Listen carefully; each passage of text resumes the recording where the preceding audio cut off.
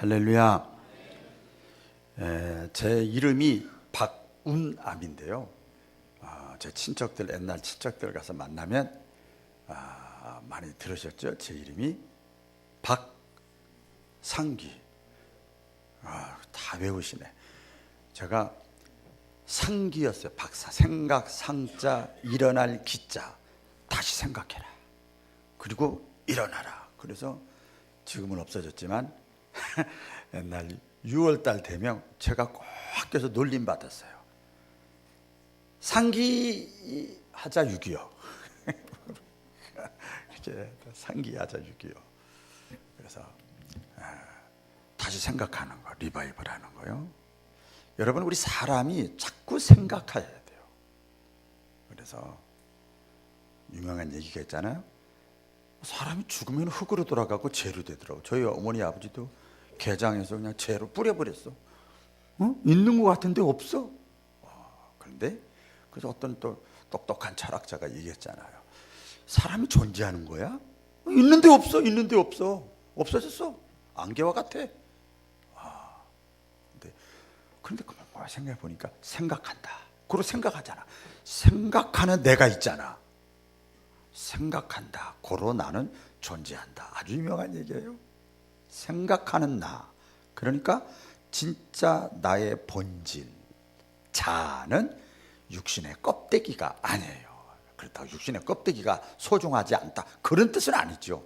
생각하는 나, 그게 영혼이에요. 영혼. 할렐루야. 그게 진짜예요, 여러분. 그래서 진짜를 위해서 살아야지. 그렇죠? 껍질을 위해서 살면 안 되잖아요. 그래서 여러분 이 자리에 잘 나오셨어. 자꾸 생각하는 거예요. 부부간의 사이가 안 좋으면 보면 어떻게 해요? 참 사랑 앨범 뒤져보는 거야. 이렇게 뒤져보면 아이고 이렇게 좋아서 그냥 어쩔 줄을 몰라가지고 막 이럴 때도 있었지. 말기도 하고. 그렇죠? 그래서 TV에서 이렇게 보면 또 뭐 자기가 뭐 힘들고 어려울 때 또 이럴 때 더 자기의 옛날 과거를 이렇게 회상하는 시간을 주더라고. 이렇게. 그래서 다시 생각하는 거야. 다시 생각하는 거야. 내가 처음 청년 시절에 이랬지. 내가 처음 믿을 땐 이랬지. 저도 목사 안수 받을 때 얼마나 울었는지 몰라요. 그랬지. 그랬어. 자꾸 생각하는 거야. 생각을 자꾸 해야 발전도 있고, 그렇죠? 그 다음에 성장도 하고. 할렐루야. 생각하게끔 하나님이 우리 하나님의 형상대로 생각하는 존재로 만들었어요. 신앙생활도 마찬가지입니다, 여러분. 신앙생활도 마찬가지. 자꾸 생각을 해야 돼요. 자꾸 우리 또 폭넓게 좁게 얘기하면 자꾸 묵상을 해야 돼요. 자꾸 묵상을 해야 돼요. 그래서 복 있는 사람은 주일날 낮에 설교 시간에 한번 싹 듣고 싹 나몰라라 하고 사는 게 복 있는 사람이 아니라 하나님의 말씀을 자꾸 책임지라고 묵상하고 생각하고, 그렇죠? 또 구역에서 구역 강사님들이 낮에 전한 거 또 리바이벌하고 생각하게 만들고 그러는 거예요, 여러분. 그래야 믿음도 잘하고 그러죠. 그래서 교회 절기가 있어요. 성탄절이 있고, 그 다음에 부활절이 있고, 그 다음에 맥추절이 있고, 추수감사절이 있는데, 부활절 전 이제 부활절 전 40일을 사순절이라 그렇게 얘기를 합니다. 지금은 교회 절기로 1년에 보면 사순절이에요. 교회 다니는 거 예수 믿는 사람들이잖아요. 예수 믿으려고 하는 사람들이잖아요. 그러니까 예수님의 생애를 이렇게 비춰보는 거예요. 사순절 절기입니다. 이 기간에는 예수님의 고난, 부활하기 전에 고난 당했잖아요. 예수님의 고난, 수치, 십자가 이런 것을 묵상하면서 여러분 자신의 신앙을 다시 한번 되돌아보는 거예요. 점검해 보는 거예요. 이렇게 자기를 보는 거예요. 여러분 교회에 십자가가 있잖아요. 십자가, 예수님의 고난, 교회 믿는 거 아니잖아요. 기독교 믿는 것도 아니에요. 우리는 예수 믿는 거예요. 안 믿어주면 믿어보려고 설교 듣는 거예요, 지금. 믿어보려고. 근데 믿는데 어린아이 같은 믿음이면 좀 어른 신앙 돼보려고 또 설교 말씀 듣는 거예요. 예배 드리고 그러는 거잖아요. 그래서 예수님에 대해서 묵상하는 거예요. 그래서 신앙의 근본을 다시 한번 묵상하는 기간이 사순절. 그래야 부활절이 팍 나에게 다가오는 거죠. 그렇죠? 그런 기간입니다. 그래서 부활주일 전까지 한 4, 5주 남았는데 예수님의 고난, 순환 이런 것을 좀 성경에 나와 있는 그 사건, 말씀 묵상하면서 우리의 신앙을 다시 한번 이렇게 점검해 보기를 원합니다. 할렐루야. 그 첫 번째 우리 묵상하고 생각해 보는 것은 예수님께서 겟세마네 동산에서 기도하신 것을 묵상해 보려고 그래요. 겟세마네 동산에서 예수님이 기도하셨다. 많이 들었죠? 자, 예수님이 겟세마네 동산에서 기도하셨다. 이것을 저는 이렇게 표현해요. 대속의 고통. 따라해 보겠습니다. 대속의 고통. 또 다른 말로 하면 대속의 고난, 대속의 죽음, 대속의 희생. 겟세마네 동산에서 기도한 것을 그렇게 제가 이름을 정했어요. 그 겟세마네 동산에서 예수님이 기도하실 때 그 많은 학자들이 그래요. 겟세마네 동산에서 예수님이 기도한 것은 십자가 고난의 예고편이다 그랬어요. 십자가 고난의 예고편. 잘 알죠? 우리 성경에 보면 예수님은 이미 자신이 십자가에서 죽으실 것을 예견하셨어요. 그래서 어떻게 했죠? 십자가 지지기 그 사순절 기간에 제자들과 함께 그 유명한 최후의 만찬을 한 거예요. 최후. 십자가 질 걸 알았다니까요. 최후의 만찬을 가지셨습니다. 그때 최후의 만찬을 할 때 제자들과 할 때 예수님 옆에 자리에 있다가 누가 탁 일어났어요. 내가 이제 마지막이다, 내 피다, 내 살이다 막 이러니까 한 사람이 딱 일어났어. 자리를 박차고 밖으로 나갔어요. 누굴까요? 가룟 유다예요. 가룟 유다가 예수님이 죽는다고 일어나갔어요. 왜 일어났는가 하면 이미 그 예수님과 같이 있지만 유대인들에게 예수님을 팔기로 다 약조를 했어요. 그래가지고 때가 됐구나. 그래서 그것을 실행하기 위해서 밖으로 나갔습니다. 예수님은 그걸 딱 아셨어요. 다 알고 계셨어요. 그래서 조금 있으면, 이제 며칠 있으면 가룟 유다가 제자이지만 가룟 유다가 군병들을 데리고 와서 내가 체포당하고 고난당하고 십자가에 못 박힐 것을 예수님이 알고 계셨어요. 다 알고 계셨는데 그때 예수님이 어떻게 행동을 하셨는가 보면 39절에 보니까 제자들하고 겟세마네 동산이라는 기도의 동산으로 올라갑니다. 기도의 동산에 올라가요. 그 기도의 동산이 감람산이라고 합니다. 따라해 보겠습니다. 감람산이라고 그래요. 이제 성주순례 저도 간 지가 굉장히 오래됐어요. 97년도에 갔으니까요. 그때 가서 보니까 예루살렘 성전 돔이다 이렇게 있고 그 옆에 이렇게 한 800m 정도 떨어진 곳에 그 오른편에 보면 큰 야산이 하나 있어요. 그게 감람산입니다. 감람산. 그래서 올리브산이라고도 해요. 그 감람산에 올리브 나무가 많이 있어요. 올리브 나무가. 그래서 예수님이 사역을 하시다가 힘들면 이 감람산에 올라갔어요. 올라가서 거기서 쉬기도 하시고 거기서 기도도 하시고 했던 그곳이에요. 근데 제자들과 함께 죽을 것을 아셨던 예수님이 그날 밤에 감람산으로 우리 산기도하러 가자. 그리고 제자들과 함께 올라갔습니다. 올라가서 기도하는데 잘 아시죠? 빡세게 기도하는 거야. 간절히 기도하는 거야. 정말 간이 저리게 기도해요.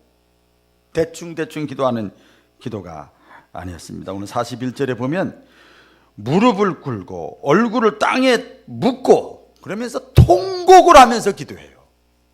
혹시 여러분 그렇게 지금까지 교회 다니고 수십 년 동안 다니고 또 이렇게 다니고 직분도 받는데 그렇게 기도해 본 적 있어요? 꼭 그렇게 기도해야 믿음 좋다는 건 아니에요. 그건 아니지만 예수님은 하나님의 아들이세요. 무릎을 꿇고 얼굴을 땅에 대고 통곡을 하면서 사투하는 기도를 했어요. 이게 죽느냐 사느냐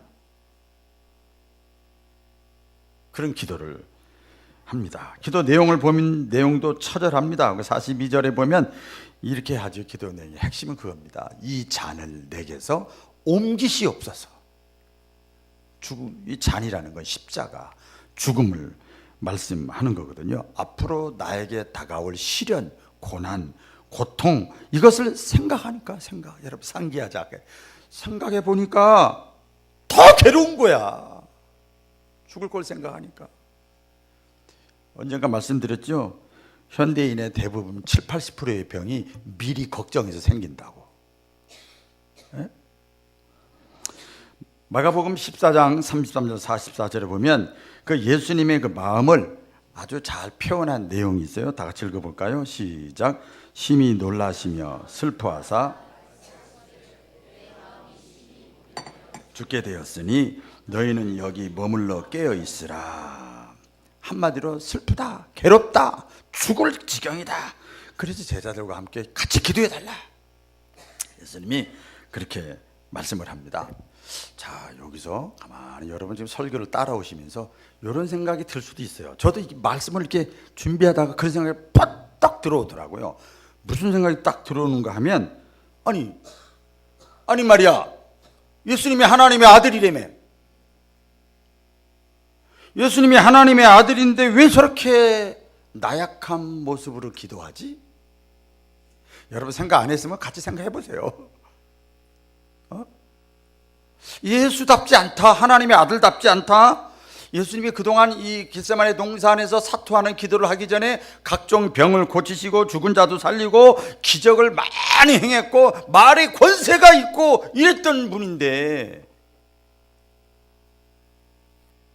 예수님답지 않다. 저 신학 공부할 때 이 고민 많이 했었어요. 그런데 여러분 꼭 기억을 해야 돼요. 신앙생활하면서 꼭 잊지 말아야 될 것은 뭔가 하면 이 어떤 면에서 성경을 더 짜임새 있게 만드는 신학적으로 굉장히 중요한 교리인데요. 예수님은 예수님의 본질을 말할 때 전도 폭발할 때 나오는데 예수님의 본질은 하나님의 아들입니다. 예수님은. 그래서 신성을 가지고 오셨어요. 하나님의 아들. 그게 마태, 마가, 누가, 요한복음 예수님에 관한 기록이 성경 4군데 있는데 요한복음에 태초에 말씀이 계시니라. 이 말씀이 하나님과 함께 계셨으니 또 14절에 보면 말씀이 육신이 되어 우리 가운데 거하시며. 그래서 예수님은 태초부터 있던 분이에요. 예수님은 하나님이야. 예수님이 신성을 갖고 계신 분이에요.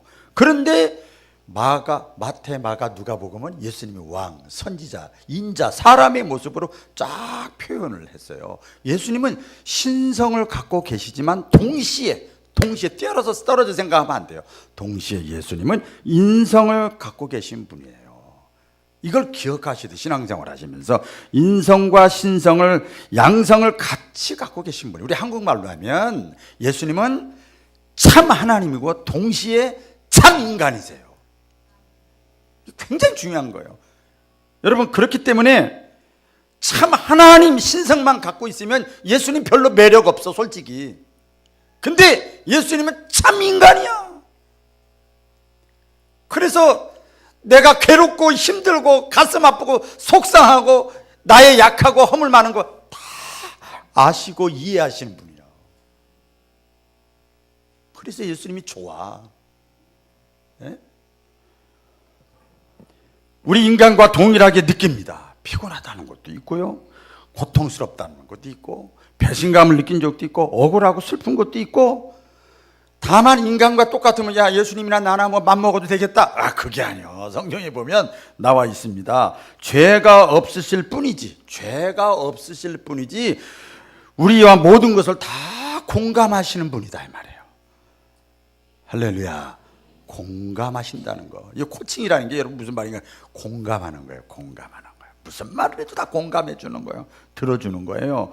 히브리서 4장 15절에 보면 그래서 사도 바울이 그랬어요. 모든 인생사, 모든 일에 우리와 똑같은 사람으로서 시험을 예수님도 받으시고 겪으시지만 죄는 없으시니라. 할렐루야. 예?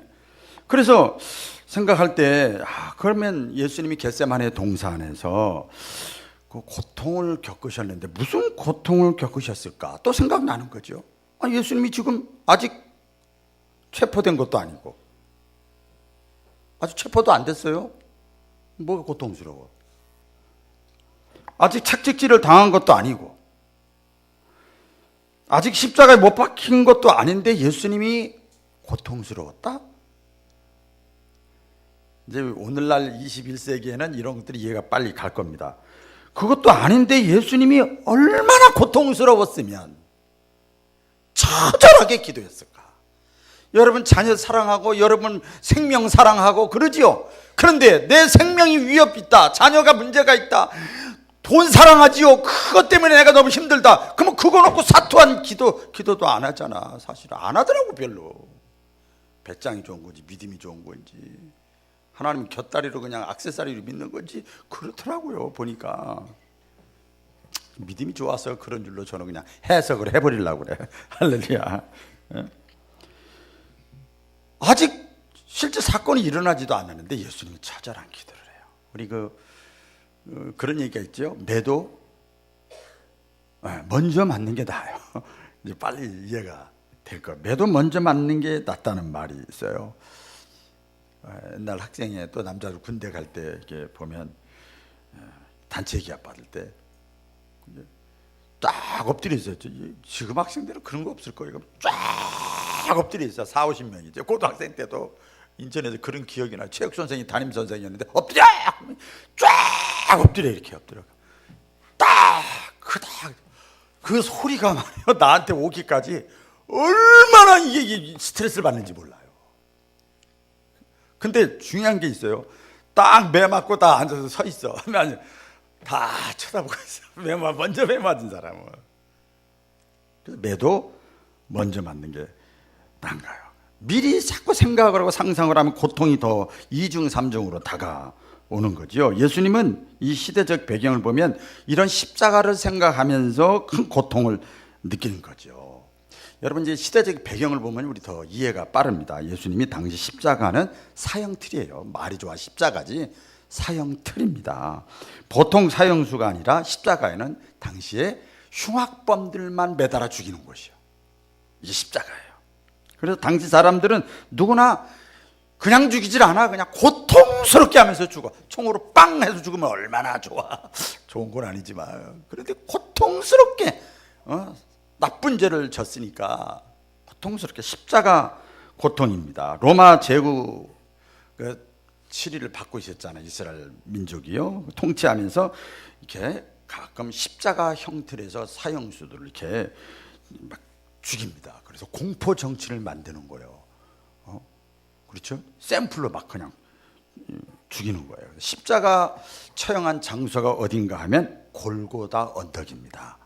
골고다 언덕이에요.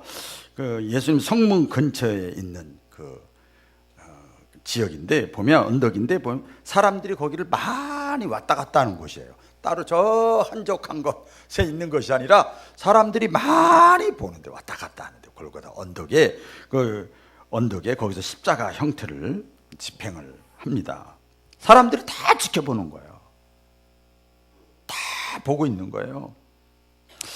보면 너하고 나하고 둘이 있을 때 네가 나에게 뭐라고 해도 내가 다 받아들이는데 다른 사람 앞에서 그러니까 내가 속상한 거야? 이런 거 우리가 있죠. 그런 게. 그렇죠. 사람들이 다 본다니까. 사람들이 뭐라고 그러거든. 그게 사람도 괴롭게 만들 때가 있지요. 그냥 한 것이 아니라 45km 정도 되는 그 십자가를 직접 골고다 언덕까지 사형수가 지고 가게 만들어요. 이게 사형틀에서 죽이는 그 방법이에요. 그러니까 사람들이 다 쳐다보는 거예요. 수치스러운 거 다 보게 만들고. 예수님이 상상하는 거죠. 예수님은 하나님의 아들이기 때문에 구약에 자기 자신이 어떻게 죽을 것을 구약에 적나라하게 선지자와 사사를 통해서 예언된 것이 있잖아요. 손에 찔리고 옆구리에 찔리고 머리에 찔리고 채찍에 맞고 이것까지 수치와 고통, 이 아픔을 이런 것들을 다 생각하니까 너무 끔찍한 거예요. 제가 표현을 잘 했나 모르겠어요. 그런 거 생각해 보니까 너무나 조금 있으면 그게 나에게 다 임할 텐데, 예수님 생각할 때. 그래서 간절하게 기도하신 거예요. 너무나도 잘 알고 있었기 때문에 기도한 거예요. 오늘 44절에 보면 그 예수님의 마음을 알게 해주는 말씀이 있죠. 다 같이 시작. 땀이 땅에 떨어지는 핏방울 같이 되더라.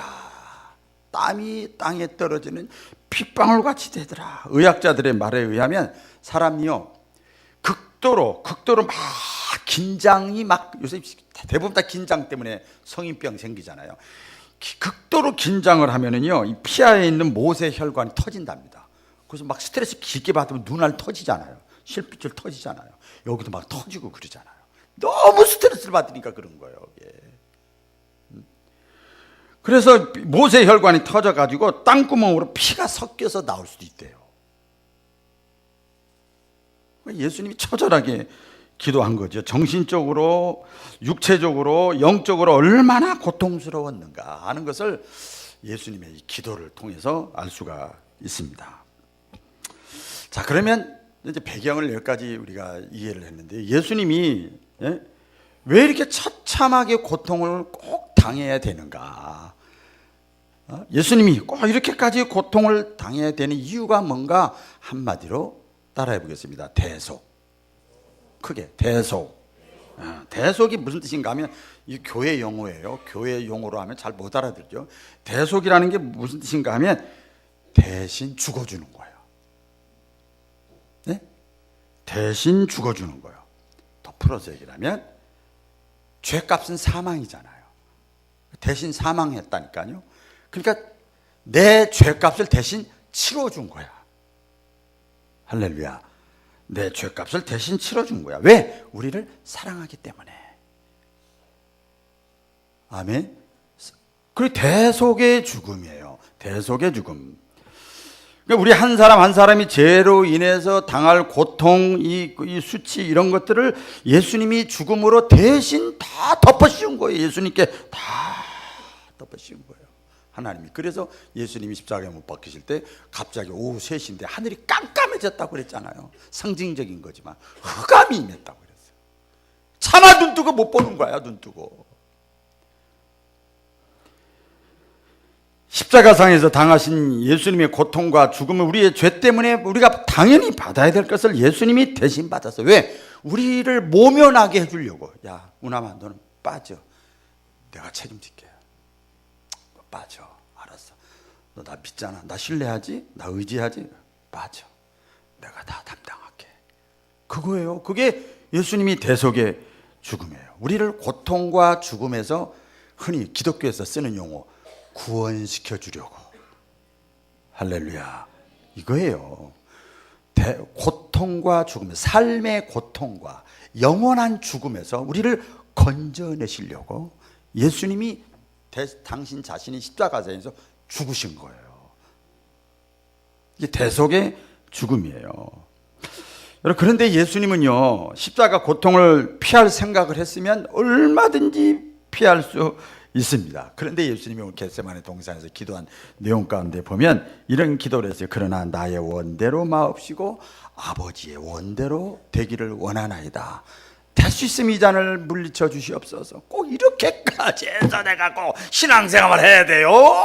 요거나 똑같아. 아버지 하나님, 내가 꼭 이렇게까지 해서 목회해야 돼요?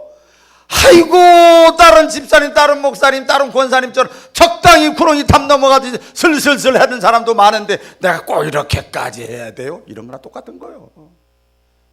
그런 유혹을 우리가 얼마나 많이 받습니까? 그러나 나의 원대로 마옵시고 아버지의 원대로 되기를 원합니다. 예수님은 결국 하나님 아버지의 뜻대로 대속의 십자가를 지기로 결단한 거예요. 결단한 거예요. 아무리 설교받고 아무리 부흥해가고 아무리 은혜받고 아무리 눈물 흘려도 내 삶 속에서 작은 결단이 더 힘든 거예요. 이것은 예수님이 대속의 십자가를 지기로 결단을 합니다. 보면 이것은 예수님이 그때 당시에 뭐 갑자기 뭐 감동이 오고 뭐 이렇게 해서 하나님의 아들이 이렇게 된 게 아니고 이미 구약 성경에 예수님이 이렇게 대속의 죽음을 십자가 지실 것을 예언했어요. 약속했어요. 그래서 구약은 예수님의 오실 예수를 말씀하신 거고, 신약은 오신 예수를 말씀하신 거다, 이렇게 말씀하잖아요. 그 이사야서 53장 5절에 보면 말씀의 성취입니다. 자, 한번 다 같이 읽어볼까요? 시작. 우리의 허물을 인함이요 그가 상함은 우리의 죄악을 인함이라. 그가 징계를 받음으로 우리가 평화를 누리고 그가 책지게 맞음으로 우리가 나음을 입었도다. 이것이 벌써 예수님이 오시기 수백 년 전에 이사야 선지자를 통해서 예언된 거예요. 그게 예수님이에요. 약속의 성취가 된 거예요. 그래서 겟세마네 동산에 예수님의 죽음과 고통, 그 죽음 앞에서 우리가 지금 사순절을 하면서 뭘 우리가 확립해야 돼? 신앙. 내가 믿는 신앙을 다시 한번 확실하게 잡아야 돼요. 첫째는 그거고, 둘째는 분명한 신앙적인 예수님과 같이 우리도 뭔가 결단이 있어야 된다는 거죠. 그 첫 번째가 우리 신앙의 바른 신앙의 자세가 뭔가 하면 하나입니다. 하나만 말씀드리려고 그래요. 구원의 확신입니다. 따라 보겠습니다. 구원의 확신. 네.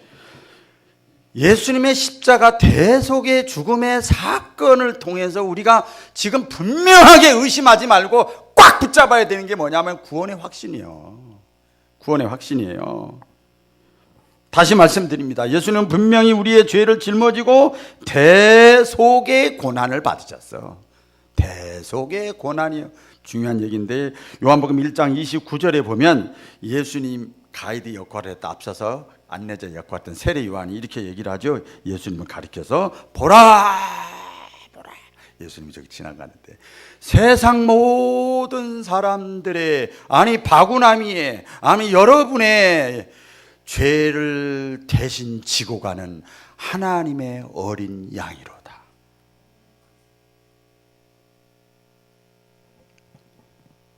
예수님이 저와 여러분의 죄를 완전하게 담당해 주신 거예요.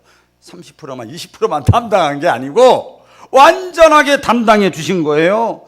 그래서 성경에서 많은 그 믿음의 사람들이 고백을 합니다. 완전하게 담당해 주셨어. 조금만 담당해 준 게 아니에요. 그래서 우리가 또 죄를 짓잖아. 또 잘못하고 실수하고 부끄럽게 살고. 그런데 하나님 우리를 어떻게 사랑하시는가? 동이 서에서 먼 것 같이. 동쪽하고 서쪽하고 얼마나 멀어요? 말로 표현할 수 없이 멀지. 그렇죠? 동쪽하고 서쪽하고 얼마나 머냐고요? 말로 표현이 안 돼. 동이 서에서 먼 것 같이 우리의 죄가를, 우리의 죄를, 우리의 잘못을, 우리의 허물을 멀리 옮기셨으며, 그래서 예수 믿는다는 거, 하나님의 아들 예수님, 그 당신을 내 마음속에 영접하는 순간부터 우리의 모든 죄를 책임 물어보지 않는다는 거예요. 그래서요, 교회에서는 자꾸 정죄하면 안 돼요. 사랑의 의무만 있는 거지요. 우리가 그래서요, 예수님의 대속의 죽음이, 이걸 통해서 우리가 꼭 마음속에 확신을 가져야 되는 게 뭔가 하면, 내 대신 죄를 다 담당하고 십자가에 죽으셨기 때문에, 나는 이제 죄 때문에 죄에 얽매여서, 율법에 얽매여서, 법에 얽매여서, 양심에 얽매여서 살 필요가 없어요. 그걸 옆에 놔두고 그걸 초월해서 양심과 죄와 법을 뛰어넘는 하나님의 사랑, 십자가의 사랑의 힘으로 사는 거예요. 구원받은 확신. 그래서 요한복음 5장 24절이죠. 다 같이 읽어볼까요? 시작. 내가 진실로 진실로 너희에게 이르노니 내 말을 듣고 또 내 보내신 이를 믿는 자는 영생을 가졌고 심판에 이르지 아니하나니 사망에서 생명으로 옮겼느니라. 예수님이 말씀이 내가 진실로 진실로 너희에게 말한다. 분명하게 말한다. 내 말을 듣고, 지금 저 박운환 목사를 통해서 말이 나가는 거죠. 내 말을 듣고 나 또 내 보내신 이, 하나님이 보낸 자가 누구예요? 예수님이죠. 그 보내신 이를 믿는 자는, 받아들이는 자는, 영접하는 자는 그분을 나의 구원자로, 내 대속의 죽음을 치르셨구나. 그때 당시에 내가 살아있진 않았지만 똑같은 죄인이니까 그걸 내가 마음속에 받아들이고 믿는 자는 영생을 얻을 것이다가 아니라 얻었고, 과거 완료예요. 죽어봐야 하는 게 아니라니까요. 아이고, 믿음 약한 사람들이 그러잖아. 죽으면 죽어봤어? 천당 갔다 와봤어? 여러분 대학교나 어디 뭐 직장 취직하면 취직 일주일 있다 나오세요. 열흘 있다 합격됐어요. 이번에 3월달부터 나오세요. 이미 합격증을 받잖아. 꼭 그 학교 가야 가는 거야? 그때 3월달 가봐야, 일주일 있다 회사 가봐야 그 직장인 되고 대학생 되는 거 아니잖아요. 이미 합격증을 받았다니까요. 이미 믿음이라는 게 내 속에 생긴 거야. 할렐루야. 그거나 똑같은 거예요. 죽어봐야 아는 게 아닌데 그걸 사람들이 몰라요. 우리 잘 아는 요한복음 3장 16절, 하나님이 세상이라는 거 자연 만물도 사랑하지만 저와 여러분이요, 사람이요.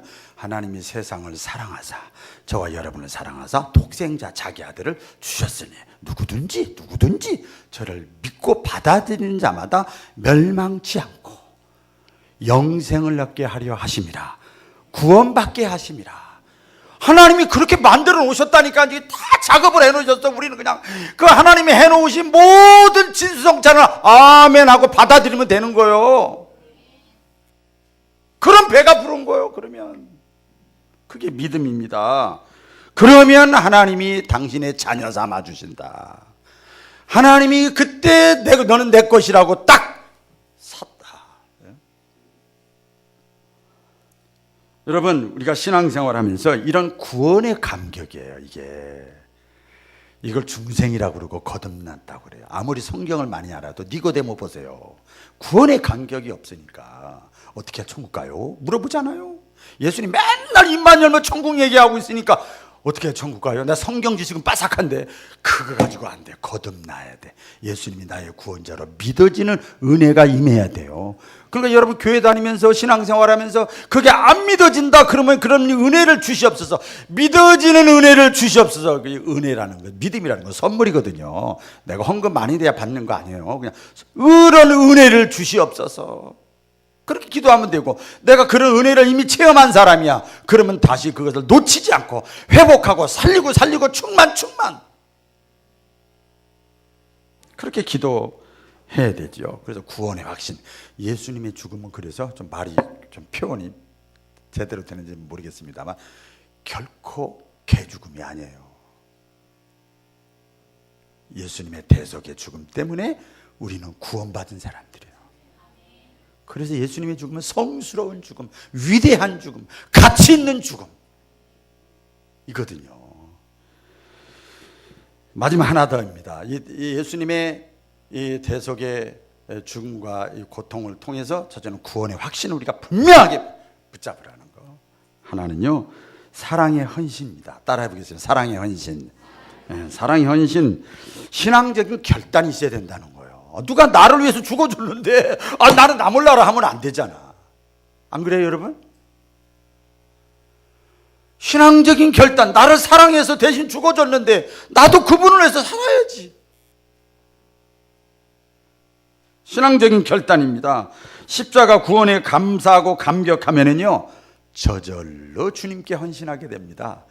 교회에서 이렇게 합시다, 저렇게 합시다, 이렇게 하세요, 저렇게 해서 나오세요, 뭐 하세요, 헌신하 이렇게 안 해도 해요. 안 해도 해. 그건 어린아이 때는 하는 거야. 어린아이나 맨날 그렇게 해도 안 하잖아, 어린애들은. 예? 저절로 헌신하게 됩니다. 가만히 있을 수가 없어요. 가만히 있을 수가 없어요. 그래서 온전한 신앙이라는 건 인격적인 신앙이라고 그랬죠. 뭐라고 그랬죠? 머리로 알아. 머리로 깨달았어. 동의하고 설득이 됐어. 이해가 됐어. 그 다음에 뭐가 있어요? 눈물이 있고 감동이 있고 막 뜨거움이 있고 평안이 있고 감사가 있고, 거기서 끝나도 안 돼요. 그 다음에 행동이 따라가야 돼요. 행동, 할렐루야. 순종이 따르고 헌신이 따라가는 거예요. 지정의, 여기서 충성이 따라가고 성교적인 삶이 따라가는 거예요. 그래서 머리로 이해되고 가슴으로 뜨겁게 성령 주님 체험하고, 그리고 가만히 있을 수 없으니까 막 집 밖으로 뛰어나가서 복음 전하고 선교했던 사람이 예수님의 제자들이고 선교사들이고 많은 신앙의 사람들이요. 계속 나가서 얘기하는 거예요. 뭐라고 그랬어요? 예수는 그리스도예요. 그리스도라는 거 구원자라는 뜻이거든. 예수는 그리스도예요. 예수는 하나님의 아들이에요. 예수 믿으면 당신들과 함께 하세요. 너 예수 전하지 마. 그래도 아니야. 계속 복음을 전하는 사람이 사랑의 표현이죠. 많아요. 사랑의 표현. 어떤 사람은 물질로, 어떤 사람은 건강으로, 어떤 사람은 젊음으로, 어떤 사람은 재능으로, 어떤 사람은 지식으로 사랑의 표현을 하는 거예요. 다 할 수 있어요. 누구나 다 할 수 있어요. 사도 바울을 보세요. 여러분, 인간적으로 누구에게도 빠지지 않는 사람이지요. 학자고 부자고 귀족이고 로마 시민권자고 권세자고, 대단한 사람이야. 우리 교회 그런 사람 얼마나 있는지 모르겠어요. 부족한 게 없는 사람이에요. 좀 부족한 게 있어야 되는데 부족한 게 없는 사람이에요. 그럼에도 불구하고 다른 사람들은 그거 가지려고, 그거 누리려고 굉장히 막 혈안돼 있는데, 사도 바울은 그 모든 것을 다 예수님을 만나고 나서, 하나님의 사랑을 체험하고 나서 이런 것들을 값어치 없게 여겼다고 그랬어요. 이걸 버렸다는 게 아니라 배설물과 같이 거기에 내 목숨 안 걸어. 이제 내 방향, 내가 쳐다보는 거, 내 삶의 목적이 그게 아니야. 그것은 다 수단이고 방법이지.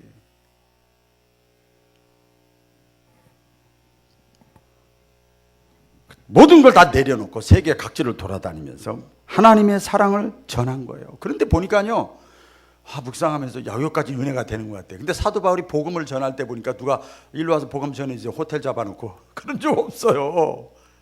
여기 밥도 다 준비해 있고, 뭐 숙소도 다 준비돼 있고, 뭐 다 편안하게 있으면서 말씀 전하세요. 그런 게 없어. 사도 바울이 가는 데마다 핍박이고, 가는 데마다 매맞고, 가는 데마다 모함당하고, 가는 데마다 감옥행이고, 그러나 그는 십자가 복음을 위해서 열심히 뛰었어. 왜 그랬을까요? 그 속에 사랑이 있었어. 그 속에. 어떻게 그게 가능해요? 똑같은 사람인데 어떻게 가능해요? 대단하다. 사도 바울 대단하다. 그런 고백을 하는데, 고린도후서 5장 14절에 보면 사도 바울이 고백이 이렇게 했어요. 그리스도의 사랑이 우리를 강권하는도다. 할렐루야. 우리라는 건 나라고 적용시키면 돼. 사도 바울이 왜 그렇게 했는가? 그 좋은 걸 다 내려놓고, 험산 줄령임에도 불구하고 왜 그렇게 했는가? 하나님의 사랑, 그리스도의 사랑이 나를 강권한다는 건 이끌어간다 이 말이야. 나를 이끌어간다, 나를 끌어당긴다 이 말이야. 그 주님의 사랑이 감복돼 가지고 사명을 감당할 수밖에 없어. 다른 사람들은 뭐라고 하든 말든 주님의 대속의 고통, 죽음을 자기가 사랑으로 승화시키는 거야. 얼마나 멋있어요, 여러분. 그래서 갈라디아서 2장 20절에 보면 사도 바울이 그랬잖아요. 고백했잖아요. 내가 이제부터 내가 육체 가운데 살아가는 이유는 나를 사랑하사 자기 몸을 버리신 예수 그리스도를 위하여 사는 것이라. 이렇게 고백을, 간증을 했습니다. 사순절에 나오는 그 찬송가 중에 143장 있어요. 이거 시간이 많이 가는데, 이게 보면 이 찬송이에요. 다 같이 찬양 같이 해볼까요? 내 지은 죄 시작. 내 지은 죄 다 지시고 못 박히셨으니 웬일인가 웬은행가 그 사랑 그 셔라 늘으로도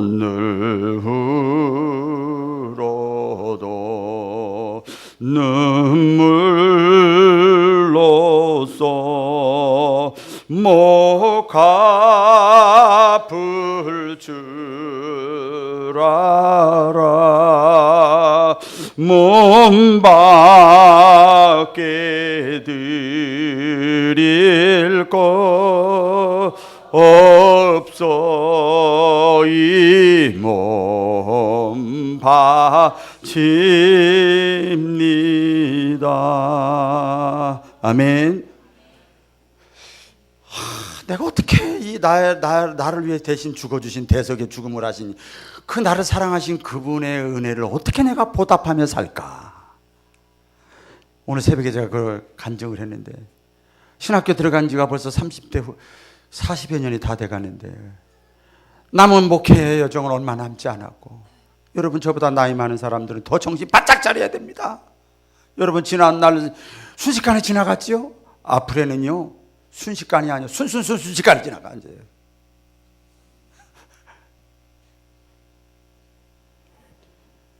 내게 주신 은혜, 내게 주신 사랑, 나를 위해 대신 죽어주신 그분, 내가 어떻게 보답하며 살까?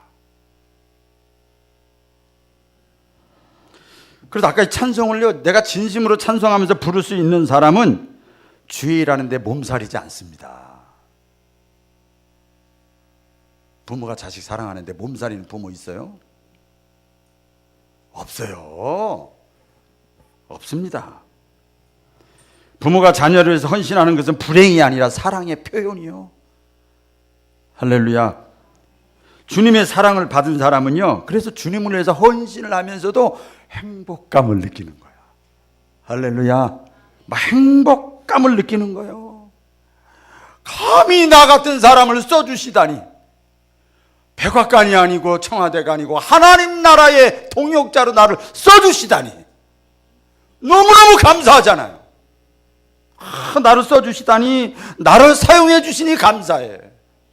여러분, 우리 바울교회 정도 저기지만 저는 옛날에 저 큰 교회 있었다고 그러잖아요. 서울에서 7, 8천 명 모이는 교회 있었는데요. 여러분, 성가대, 교사, 안내위원, 주최위원, 남전대장, 여전대장, 구역장, 강사, 아이고 거의 교역자 수준 돼야 돼. 그래도 벌써 9월부터 선거운동 들어가요. 자기 믿게 해달라고. 주의 일하고 싶어서. 그 사람들 서울의 깍쟁이들입니다. 말 그대로. 생각이 없는 사람들 아니에요. 얼마나 약삭 빠르고 계산 빠른 사람들인데. 근데 왜 그들이 왜 그럴까? 하나님의 사랑을 자기가 너무 받아는 거야. 나도 먹고 살아야지. 가족과 함께. 선교사는 못 나가도 교회에서라도, 구역에서라도, 기관에서라도, 요선소에서 내가 그 사랑을 내가 보답하고 싶은 거야. 예? 얼마나 영광입니까, 여러분? 단순히 교회에서 일해라, 사역하라, 이거는 말이 아니에요. 이건 말이 아니야. 내게 주신 은혜, 어떻게 내가 보답하며 살까? 예수님의 십자가의 대속의 죽음과 고통을 통해서 우리가 두 가지를 꼭 잡았으면 좋겠어요. 예수님을 믿으면, 나를 위해 대신 죽으신 예수님을 믿으면 반드시 나는 구원받는다. 난 하나님의 자녀가 된다. 누가 뭐래도 난 하나님의 자녀다. 살아있으면 하나님 영광에 살고 죽으면 하나님 나라 가는 거고, 따놓은 당상이요. 그리고 내가 육체 가운데 살아가면서 받은 사랑 은혜가 있잖아요. 어떻게 하면 내가 그분을 위해서 살아갈까? 대속의 고통이 나에게 다가와서 사랑으로 승화되는 삶, 저와 여러분 같이 살아갈 수 있기를 주의 이름으로 축원합니다.